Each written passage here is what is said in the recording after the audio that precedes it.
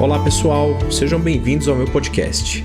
Sou o Dr. Wagner Hernandes, obstetra especialista em gravidez e parto de risco e vou ajudar você a ter uma gravidez mais tranquila e saudável através de conteúdos semanais atualizados de altíssima qualidade.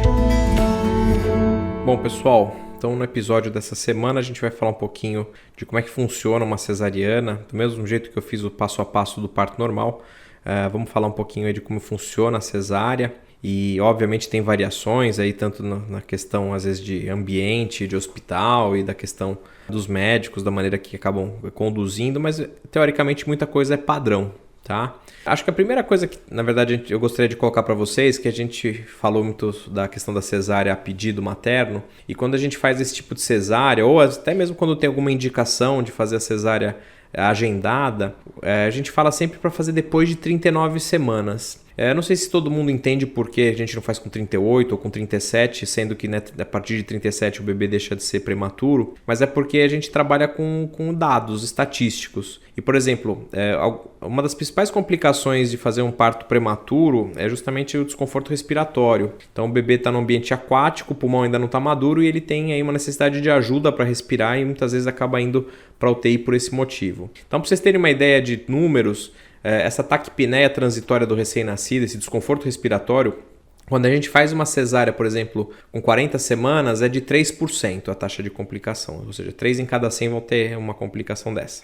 Quando a gente faz uma cesárea com 37 semanas, esse risco é de 8%, então o risco é quase 3 vezes maior. Aí quando você fala assim, mas com 38 deve ser menor. É um pouco menor mesmo. Com 38 semanas é mais ou menos o risco é de 5 a 6%. Mas quando você espera mais uma semana e vai para 39 semanas, esse risco vai para 3,4%, 3,5%. Ou seja, muito parecido com as 40 semanas. Então por isso que a gente toma essa decisão de fazer a cesárea depois de 39 semanas, tá bom? Então acho que esse é o primeiro ponto. Se você vai precisar de uma cesárea ou escolheu ter uma cesárea, pelo menos espere ou entrar em trabalho de parto, ou se for agendar, tem que esperar aí passar de 39 semanas se não for uma condição que te coloque em risco ou coloque em risco o seu bebê. Como é que funciona? Quais são os preparos para quem vai, por exemplo, para uma cesárea marcada, uma cesárea agendada? Então, assim, não vou falar, obviamente, de burocracias, mas geralmente existe uma necessidade de agendamento prévio, né? Então, até para facilitar a rotina do hospital, isso tanto faz o serviço público ou privado. No serviço privado, geralmente, o médico, a secretária do médico liga no hospital, faz o agendamento, manda um relatório e aí, na verdade, o hospital se entende com convênio e todo mundo resolve essa burocracia em conjunto. Então, geralmente para o usuário, para a grávida, para a gestante, isso não tem nenhum tipo de burocracia adicional. A mesma coisa vale no serviço público, geralmente quem agendava os partos éramos nós, né, os médicos que estavam atendendo no pré-natal. E aí, teoricamente, essa burocracia também não fica com a mulher, fica realmente com o profissional de saúde e o pessoal do administrativo. Cada serviço, a mulher vai internar por algum setor específico, ela vai ser orientada onde é que ela deve chegar. Padrão que a gente peça aí pelo menos 8 horas de jejum, então não pode nem comer, nem beber nada 8 horas antes do horário programado da cesárea. Então se sua cesárea foi marcada às 8 da manhã, a partir da meia-noite você não come nem bebe mais nada. Um golinho de água para tomar remédio pode, mas evite também grandes quantidades. E a pergunta é, mas poxa, não é muito cruel? Por que deixa uma grávida aí em jejum? Porque teoricamente no processo da anestesia, às vezes cai a pressão, a mulher acaba vomitando e aí se ela está com o estômago cheio, existe um risco dela aspirar esse conteúdo para o pulmão. Então, estando em jejum, a gente minimiza esse risco, tá bom? Então, por isso que se faz dessa maneira. Aí tem gente que fala assim, mas quando você está em trabalho de parto e faz uma cesárea de urgência, a mulher não estava em jejum, e como é que faz? Faz também. Mas se você pode prevenir, é muito mais recomendável dessa maneira, tá? Então, esse é o primeiro ponto. Então, jejum de 8 horas, internou lá no hospital, vai ser encaminhada para o centro cirúrgico.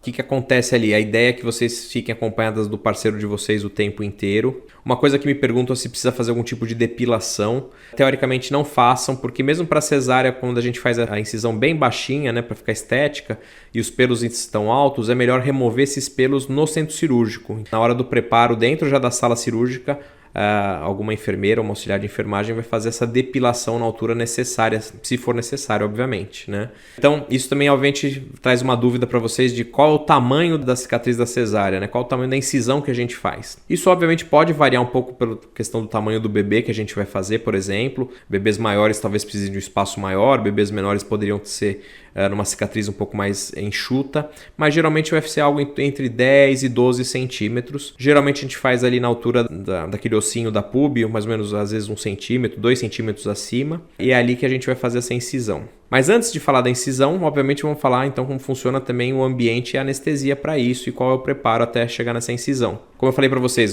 vão estar lá no centro obstétrico, geralmente o anestesista vai conversar com vocês, vai explicar o procedimento, vai dar alguns termos para vocês assinarem, que é o consentimento para anestesia e para o ato cirúrgico, né, para a cesárea em si. Vocês vão geralmente estar com uma veia pega, ou se não estiverem, vão pegar uma veia, ou seja, vai pegar um acesso venoso para poder fazer um soro. Por que se põe um soro? Porque às vezes a pressão cai, como eu falei para vocês, e aí o anestesista precisa justamente usar ou soro ou algumas drogas para acertar, por exemplo, essas possíveis complicações. Então, toda vez que a mulher vai para uma cesárea ou vai para um parto com anestesia, ela tem que ter uma veia pega, tá bom? Só no parto natural que não precisaria. Vai ser pega essa veia, vão coletar muitas vezes exames nesse momento da mãe. Às vezes tem alguns hospitais que colhem de novo tipagem sanguínea, colhem às vezes a sorologia para HIV e sífilis. Então isso também vai acontecer. Vocês vão ficar monitorizadas, então o anestesista vai colocar aqueles eletrodos como se fosse um eletrocardiograma, vai colocar um aparelhinho de pressão e vai colocar também no seu dedo, aquele agora que a gente tem usado bastante aí, que é para ver a saturação de oxigênio, tá bom? Esse é o preparo. Geralmente, quando tiver tudo pronto, toda a equipe médica pronta, vão sentar vocês para fazer a hack anestesia. Lembra que a gente falou das anestesias? A hack é a anestesia geralmente da cesárea. Por quê? Porque ela faz com que vocês não sintam absolutamente nada ali do umbigo mais ou menos para baixo. Ela tem uma duração suficiente para o ato cirúrgico. Geralmente, apesar da preocupação de vocês de ser uma anestesia nas costas, de ser uma agulha longa, teoricamente é uma agulha bem fininha. Hoje já quase não tem mais aquela complicação que vocês devem ter ouvido falar de dor de cabeça depois da punção. Isso acontecia bastante antigamente quando a agulha era grande. Hoje a agulha é bem fininha, parece um fio de cabelo praticamente. Mas obviamente eu entendo a preocupação. Geralmente a gente pede inclusive para que o marido esteja junto, que dê uma mão, que dê ali justamente todo o apoio necessário nesse momento. Então o anestesista vai explicando tudo, vai limpar aquela região, vai aplicar anestesia e vai injetar o anestésico. A hora que começa a injetar o anestésico, muitas vezes vocês já sentem o bumbum formigar, os pés formigarem, esquentar o bumbum. Isso é relativamente comum. Vão pedir para vocês deitarem. E aí vocês às vezes ficam preocupadas porque assim, não é imediato a ação da hack. Então o que vai acontecer no próximo passo? Vão passar uma sonda no canal do xixi. Nessa hora vocês ainda sentem algum grau de sensibilidade, ou seja, de movimentação. E aí às vezes dá um medo. Você fala assim, meu Deus, vão me cortar e eu tô sentindo tudo. Mas tem que lembrar que a anestesia demora ali alguns minutos para pegar. Então essa primeira manipulação vocês até podem sentir. Mas na hora de cortar, geralmente a gente sempre checa, vê se tá tudo bem e só começa realmente se a mulher estiver completamente anestesiada, tá bom? Não tenham medo disso. Vocês vão deitar, às vezes o anestesista vai precisar deslocar a barriga um pouquinho pro lado esquerdo, justamente para facilitar, para não cair a pressão, para vocês respirarem melhor, porque vocês vão estar deitadas. Então aí nesse momento a enfermeira vai passar uma sonda, como eu falei para vocês no canal do xixi. Por que passa uma sonda? Primeiro porque você perde a sensibilidade para urinar e aí depois do pós-parto também ficaria mais difícil. A outra coisa é que com a bexiga cheia, como a gente entra naquela região ali baixa da pelve, a bexiga poderia atrapalhar a gente na técnica cirúrgica. Então, por isso também que a sondagem é fundamental e é feita de maneira rotineira. Como eu falei, a questão da depilação, se for necessário, é nessa hora que vai retirar os pelos. Teoricamente, o ambiente pode estar da maneira que vocês quiserem. Então, aquela questão da humanização do ambiente é possível na cesárea também. Então, vocês podem ter uma luz mais baixa, só os focos cirúrgicos. Pode pôr uma música quando tem disponível, às vezes Bluetooth. Se não tiver, você pode levar também até o próprio celular para colocar uma musiquinha, se não tiver essa disponibilidade do Bluetooth. Enfim, a ideia é que vocês não, assim, vocês fiquem o tempo inteiro, como eu falei, com o acompanhante de vocês. Não precisa ficar com o braço preso, tá bom? Isso é uma coisa que dá uma aflição enorme. A ideia de deixar o braço preso seria para vocês não colocarem a mão no corte. Mas assim, não precisa disso, né? Obviamente é só orientar vocês de uma maneira tranquila e vocês vão entender e não farão isso. Então não precisa prender o braço de vocês como se fosse Jesus na cruz, né? Como a gente vê em alguns documentários. Isso obviamente acontecia, infelizmente, mas hoje já não se faz mais, tá bom? Há muitos anos não se faz isso, nem deve se fazer. Eu sei que talvez alguém que esteja ouvindo vai falar que passou por isso. Infelizmente a gente ainda escuta alguns relatos desse tipo de procedimento, mas felizmente é cada vez menos frequente. Então não precisa prender o braço de vocês, tá? tá? Então passou a sonda, depilou, braço ali só para trás, mas não precisa prender. Aí a gente vai passar um antisséptico na região da barriga, ali na região onde vai fazer a incisão, a gente faz toda uma limpeza. E aí a gente coloca campos cirúrgicos, só para proteger a área, porque isso reduz a incidência de infecção, tá?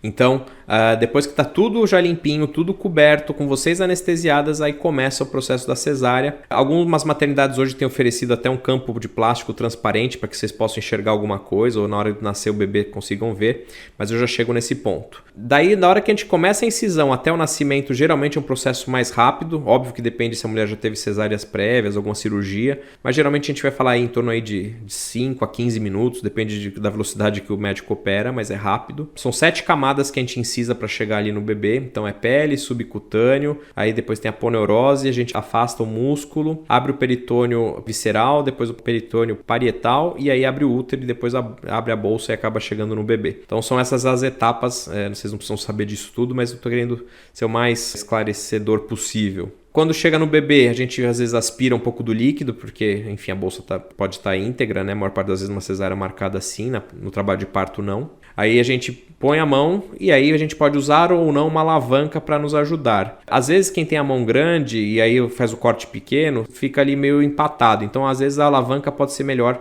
para minimizar uma cicatriz mais estética e uma extração um pouco mais fácil. Tem às vezes a cicatriz um pouco maior ou eventualmente a mulher já tinha uma cicatriz anterior que foi ressecada, às vezes só com a mão o colega consegue, o obstetra consegue tirar. Nessa hora, geralmente precisa que alguém dê um apoio no fundo, ou o auxiliar ou o anestesista. Então, às vezes tem mulheres falando, puxa, mas na hora da minha cesárea teve que alguém ali meio que empurrar o fundo, subir ali perto de mim. Isso é preciso, porque você não tem as contrações, então precisa que alguém faça essa função.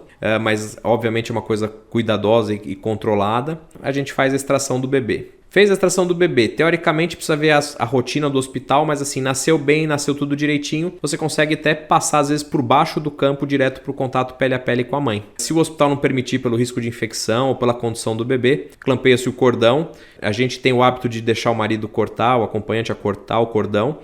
Nem todo mundo faz isso, porque justamente tem um risco aí um pouco maior de infecção, mas geralmente é possível. Corta o cordão, e a gente passa aí o bebê ou direto para a mãe ou passa o bebê para o pediatra. Geralmente, se não for direto, o pediatra vai levar até vocês o bebê para vocês conhecerem, para poder dar um beijo, encostar e fazer esse contato pele a pele que é tão importante.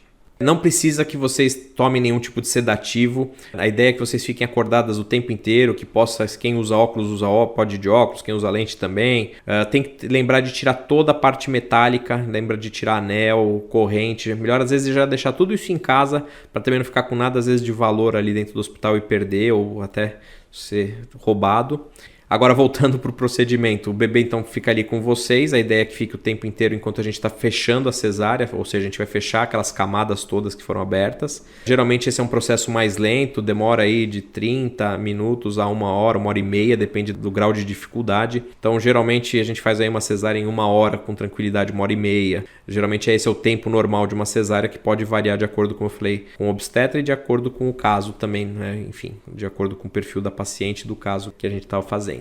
A gente fecha então todas as camadas. Nesse momento vocês vão estar ali no contato pele a pele, amamentando se possível. Então essa é uma ideia que a gente tenta usar sempre. Acabou, a gente faz geralmente na pele pontos de plástica para que fique mais estético possível. Então às vezes a gente nem tem ponto para tirar, tudo pontos internos. E o curativo que vai por cima ali pode ser um esparadrapo, que é o mais comum. Pode ser usado o que a gente chama de Steri-Strip, que são alguns tipos de esparadrapos mais específicos para uma cicatriz. Geralmente em hospital particular é o mais comum. E aí depois põe ainda um band-aidão por cima que a gente chama de... Ixi, agora esqueci o nome, me deu branco. Não é tensoplast, depois eu volto se eu lembrar. Mas enfim, usa um curativão por cima que vai ficar 24 horas, depois ele vai ser removido, tá? E em alguns hospitais aí que, enfim, de particulares que tem mais condições, pode ser utilizado também uma cola cirúrgica por cima como curativo, que a gente chama de Dermabond. E hoje existe também uma tela que se usa muito para plástica, que se chama Prínio, que também é uma associação da tela com essa cola, que também pode dar um resultado estético um pouco melhor. Então são essas as opções de curativo. Acabada a cesárea, a gente remove todos os campos cirúrgicos, vocês vão ficar numa posição um pouco mais adequada e geralmente vocês são encaminhadas para uma recuperação pós-anestésica para recuperar da anestesia, ou seja, recuperar os movimentos. Isso pode levar aí também umas 2 horas, geralmente. E aí depois disso é que vocês vão para o quarto. Essa é mais ou menos aí uma cesárea padrão, uma cesárea eletiva. Obviamente variações podem acontecer, como eu falei, vai mudar às vezes o hospital, o profissional que está dando atendimento. Para quem está numa maternidade privada que tem aquelas janelas que poderia assistir, que aperta um botão e elas ficam translúcidas, geralmente se abre essa janela após o nascimento do bebê para que as pessoas possam ver. Isso quem comanda geralmente são os pais, então tem gente que fala, eu não quero que mostre para ninguém, então isso vai ser respeitado. Mas também não é uma responsabilidade do médico ficar atento que hora vai abrir ou não, porque às vezes já aconteceu de a gente esquecer, porque obviamente a gente está focado no ato cirúrgico e não nessa questão um pouco mais superficial, é uma coisa mais cosmética, né? Então, é óbvio que é importante, que é um momento de felicidade. Agora, com a questão do Covid, tem uma restrição um pouco maior, mas é isso. Quem vai definir, se vocês tiverem disponível esse vidro, quem vai definir a hora de abrir e fechar, muitas vezes vai ser vocês aí que vão estar lá nesse momento, tá bom? Aquela sonda que fica no canal do xixi que colocou no começo da cesárea, ela geralmente é tirada 8 horas após o procedimento. O soro, geralmente no dia seguinte. Vocês levantam para tomar banho, geralmente umas 6 horas ou 6 a 8 horas depois do procedimento, com a ajuda da enfermagem, porque às vezes dá muita tontura. É normal que vocês fiquem sangrando por baixo, via vaginal, mesmo na cesariana. No parto normal o sangramento é esperado. O primeiro dia sangra um pouco mais, depois vai diminuindo conforme os dias vão passando, tá bom? Geralmente a gente sempre faz um antibiótico antes da incisão na pele para evitar o risco de infecção, mas geralmente a gente não usa o antibiótico no pós-parto de maneira rotineira, tá bom? Não existe uma evidência que isso traga menor risco de infecção. Cuidado com o risco de trombose, né? A cesárea acaba deixando as mulheres mais acamadas, então a trombose é uma preocupação que a gente tem. Então, se possível, levantar o mais breve possível, caminhar no hospital também para ajudar a soltar gases, evitar trombose, usar meia elástica se necessário, se possível, fisioterapia, enfim, tem bastante coisa aí que pode ser feita para minimizar esse risco. Eu acho que é isso, pessoal, que eu queria conversar com vocês sobre a cesárea. Espero que tenha ficado ilustrativo, apesar de não ter imagem. Espero que vocês consigam imaginar um pouco como funciona isso. Se alguém tiver alguma dúvida, alguma pergunta, também é só mandar aí pelo Instagram, @Dr. Wagner Hernandes, e a gente vai conversando por aí. Tá bom, pessoal? Então, até semana que vem. Um grande abraço. Tchau, tchau.